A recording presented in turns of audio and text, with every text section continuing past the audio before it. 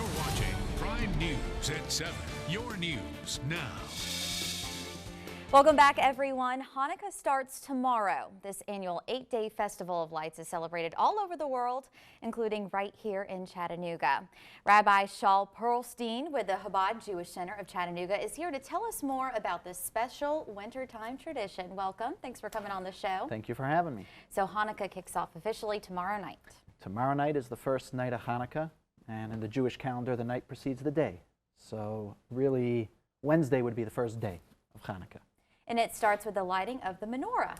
The lighting of the menorah is the tradition, what we commemorate the miracles that happened on Hanukkah, which was the victory of the small Jewish army against the great Syrian Greeks that wanted to oppress the Jewish people and the religion.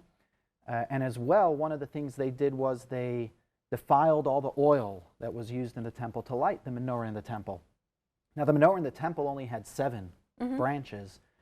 This has really 9, 8 that we light for each day of Hanukkah. And that's because it took about 8 days to make the special oil they needed.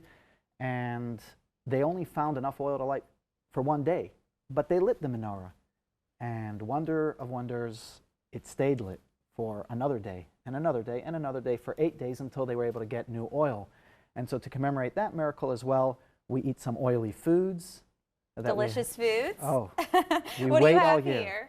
here? This is the sufganiyah, it's called in Hebrew. It's a jelly donut, and the latke. Latkes is a potato pancake, delicious potato pancake that we eat when it comes Hanukkah time, and wonderful tradition. Well, it's the holidays. You have to splurge, right? 100%. And the children play games as well with a dreidel. Oh, yes. Oh, a dreidel. There's the famous spinning dreidel game, which if it lands on the gimel, you win. If it lands on the shin, you try again next time. And most of us Americans are pronouncing Hanukkah incorrectly, including me. You're trying to give me a lesson ahead of the interview, so it's Hanukkah. Pretty good. We're getting, it is Hanukkah is the Hebrew word for, it is hard for many to use that ch. And so that's why a lot of times you find Hanukkah, which you mentioned earlier, spelled H-A. And we refer to it just as Hanukkah, but the word actually comes from the word Chanu Chaf-He, which means they rested on the 25th. Wednesday is the 25th day of the month, Hebrew month of Kislev, which was the day the war ended and when all this took place. So the word Chanu means they rested on that day. So Chanukkah is the name of the holiday. But we will let you all pronounce Hanukkah, and we'll go along with it. You won't judge us too much. I'll keep practicing, though. It'll take me a little bit. And there's a debate online right now between the spelling of Hanukkah. There's a lot of people who spell it with an H, and a lot of people who spell it with a CH. What is the correct way to spell it? And that is where this debate comes in. And do you want to say Hanukkah, or are you trying to say Hanukkah? It depends what you're trying to say. When we transliterate the Hebrew language, the CH is not ch, it's ch. So, if you were to look at a transliteration such as a prayer book, you'll see a lot of CHs. Those are all for that ch that is hard to pronounce. So, because so many people just refer to it as Hanukkah, people have started spelling it that way. And I will tell you, I guess, for English speakers, it's hard to say the ch. So maybe the English spelling should be H-A-N. In Hebrew, it's spelled with a chet, which would be CH. CH. So that is technically the proper way to spell it. I guess so. So that's the way you would prefer it to be spelled? Growing up, that's the way I always saw it spelled, as CH. And the Chabad Center of Chattanooga is having a special event coming up to celebrate Hanukkah. That is, and just the way you say Chabad, we spell it C-H-A-B-A-D, That is although true. you'll hear a lot of people just refer to our organization as Chabad. Same exact thing.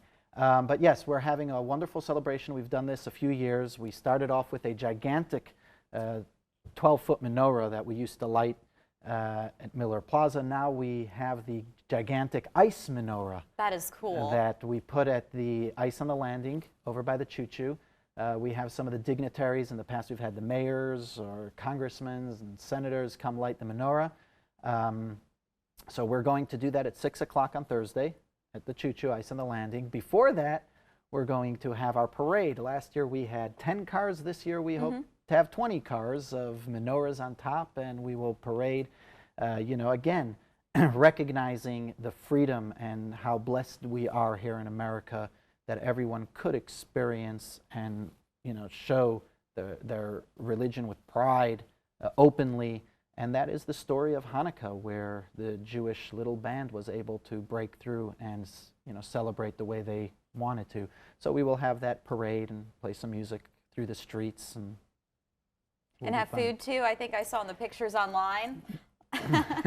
Yes, there will be a lot of donuts and latkes. We usually have our latke eating competition. Oh, okay. Yep. And so if you want to try that out. So what's the record number of someone's eaten? You know, that looks small and easy. But once you get into it, again, this is, you know, it's commemorating the oil. So those things are pretty heavy. I think the record is in the low 20s.